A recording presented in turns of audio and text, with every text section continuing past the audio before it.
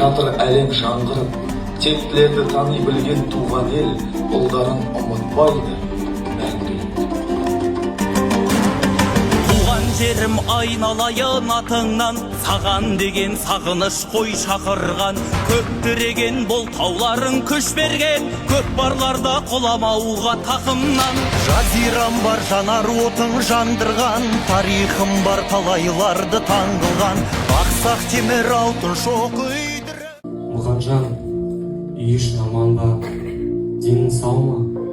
Кейде жақын жерінің алыс болатыны жаман. Мен тұрған осы жерге хат келіп, кем-кешеде көп уақыт өтеді. Әйтеуір темір жолдан қашық бір қала. Мұқан мен Баубектің әруағына бас иіп, бүгін облыстық кітапхана үлкен шара ұйымдастырып жатыр.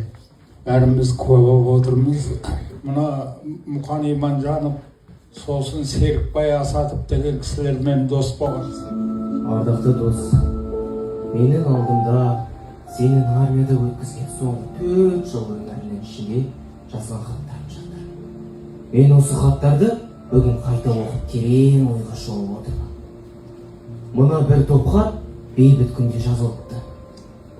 Мына біреуі дәл соғыс басталар күнгі жазған хатым. Ал соғыс күндеріндегі жолдаған хаттардың өз алдында бір бұлда болып тұр. Риза бол. Жаным, жанна, ақтық минутыма дейін азаматтық арыма кір шалдырмай, қайтпас сапарға кетіп барамын.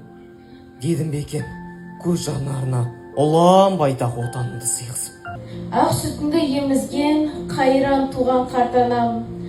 Қайғыға сонша шомылған, зарлап кептір жан балан. Жас қабырын құшақтап, етпеттеген баланын, жайын айтып берейік, жырды соған төгейік.